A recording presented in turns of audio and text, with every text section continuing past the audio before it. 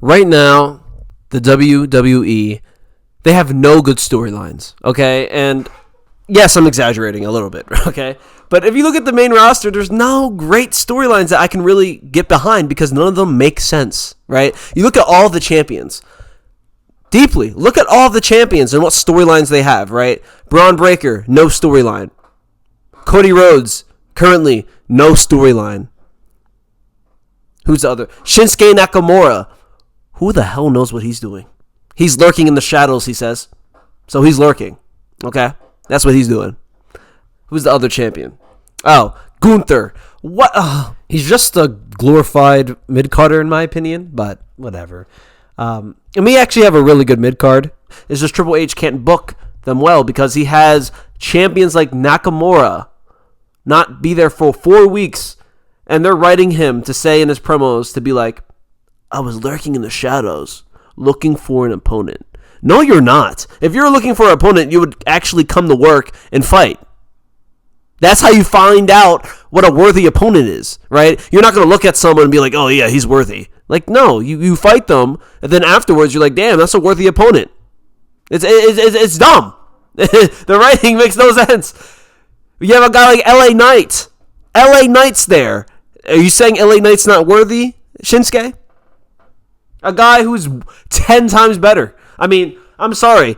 LA Knight should have never lost that United States Championship to Shinsuke Nakamura, right? LA Knight should have been champion the whole time and elevated it, you know? Like, it's... And then LA Knight could push another guy or elevate another mid-carder. Like, it's just common sense. I don't understand the booking. The championships are there to draw people in. When you have the champions never appear on the show, why should we watch? Like, what are these people wrestling for? Now, moving on. Let's talk about Jey Uso. He won the Royal Rumble. I don't know. I don't look at Jey Uso as a main guy. And this is like the problem for me. This is the problem that I have. There's so many people on the roster. There's so many people that WWE has. Jey Uso is a guy you want to push? Like, I'm just thinking, like, guys, think logical, right? There's people like Apollo Crews, who he's ripped, right? Has better in-ring ability, right? Jey Uso, in my opinion, has no charisma. And you guys can argue all you want. Jey Uso is not great with promos. Apollo Crews is not a great promo worker as well either. So why is Apollo Crews? What is he even doing? What does Apollo do? Can someone? I don't even know what Apollo Crews does. I think last time I saw him, he was talking with DIY, snitching on them or some shit. Right? Why is Apollo Crews on the dirt and Jey Uso at the top? Right? And we can talk about other people. There's so many other people on the roster. Like Ludwig Kaiser is better than Jey Uso. And yes, Jey Uso has been on the roster for, I don't know, over 10 years. But that doesn't mean you deserve a main event spot.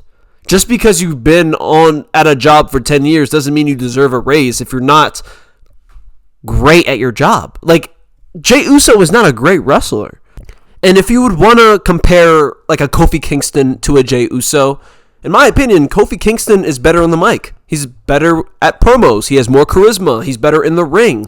So if you would want to compare Kofi and Jey Uso, because Kofi had, 10 years working in the company, but Kofi was also an intercontinental champion. I'm pretty sure he was a United States champion. Like, he was already built up individually, right? Jey Uso, right? He has the bloodline and all that shit, and then he breaks away, has a tag team with Cody Rhodes, and then he's in the mid card for like a week or like a month, whatever, how long it was.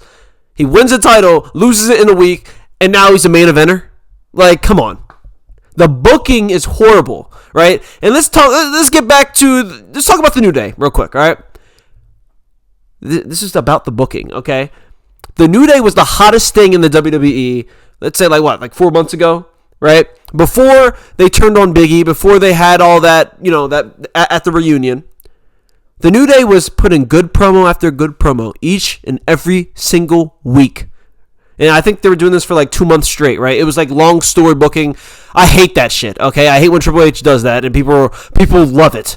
They're on his dick like, oh, the long storytelling's so amazing. Like, it sucks, all right? But the New Day in this was great, okay? Because they actually did good promos. Like, it works when you have people who are charismatic, right? People who can tell stories, okay? When you're doing that with people who can't tell stories, it's gonna suck, okay? But yeah, so Kofi and Xavier Woods each and every week putting on great promos, right? It was the most exciting thing on Raw. And then they had the breakup, which was amazing. And Kofi and Xavier Woods were on the top. They had so much momentum. And what did they do? They have them lose every single match for like 2 months straight. They're jokes. It makes no sense, man. Like, if I was booking the New Day at that point, the next week they should have titles, right? Like, the War Raiders are the champions and the New Days are clowns? Like, it makes no sense. It makes no sense. When you look at the War Raiders, I was rooting for them, but when you actually look at them, like, look at their entrance and look outside of, like, you're not in the WWE, right? Just look at them. They're two unathletic fat guys that are playing a Viking role.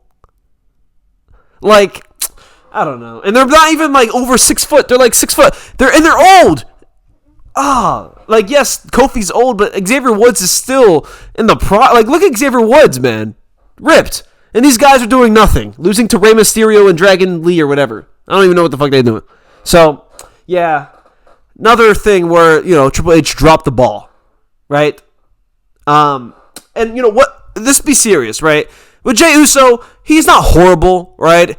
Like, when I say he has no charisma and he has no promo skills, he really doesn't. But, like, the Yeet thing is over, right? He's over, right? I would have him in the mid-card, though. Like, he can be top of the mid-card and put on decent matches. Or, like, him being in the main event and he's not great in the ring and he's not great. He can't tell a story. Jimmy Uso is better than Jey Uso on the mic. I don't know about the ring. They're both kind of similar. But, like, if I was WWE, I'm pushing the guy with better mic skills. Like, I just... it's a joke, man. It's a joke. Carmelo Hayes is finally getting wins on the worst people in the company. On Tozawa and R-Truth. These are his first wins on 2025, I'm pretty sure.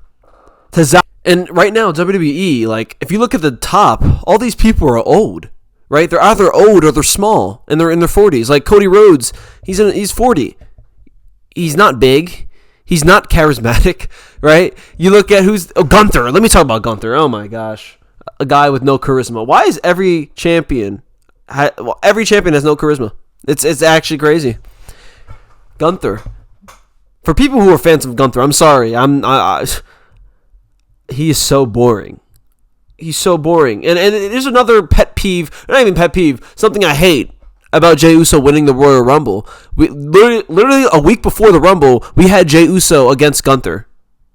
Why the hell would I want to see that at WrestleMania? We've seen it so many times. Oh, the Intercontinental Champion. I think they went against each other for the championship.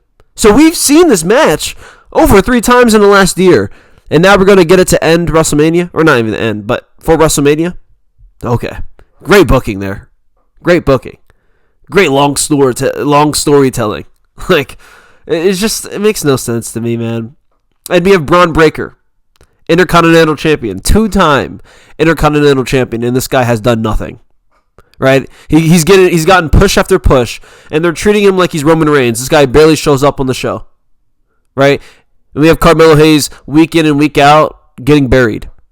Yes, he beat Tozawa and R-Truth. Am I supposed to cheer? Good job, Carmelo Hayes, for beating Tozawa. You know what I mean? Like, I just don't understand. Like, Braun Breaker would be good, right, if he's put on TV more. But I mean, like I said, he's not charismatic, But you got to put him in a place to have a story. There's no stories with the mid cards, right? You look at the United States Championship.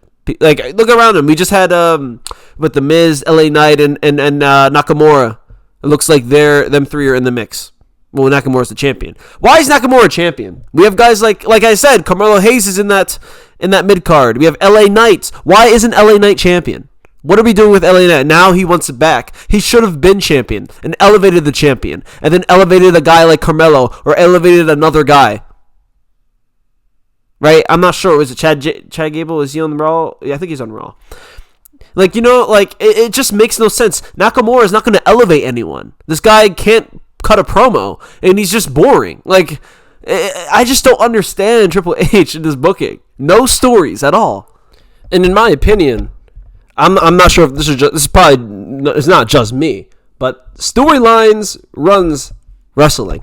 Just is my opinion. Okay, I watch it for the storylines. Yes, the in-ring stuff is cool. It's fun to watch people do flips, or not even just flips, just in-ring. It's fun, but the storylines is what makes it entertaining, right?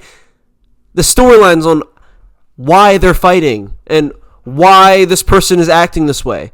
We have none of that in the mid card. Like, why is Nakamura hiding in the shadows? You know what I mean? Like, why?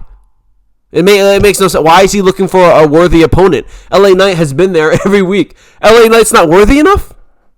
This guy went against Roman Reigns and he's not worthy? Nakamura, Guys, I'm going to get more in-depth with my videos the more I go along. This was just my first video. I just wanted to put a quick rant out there. I'm freestyling, but I will have more videos coming out in the near future. I'm going to be talking about the booking and stuff I would do and just reviews, honestly, on each week. I am watching NXT. NXT is very exciting right now. Ricky Starks did get signed. So I will be making reviews Monday, Tuesday, and Fridays. So I'll catch you guys on that. Peace out.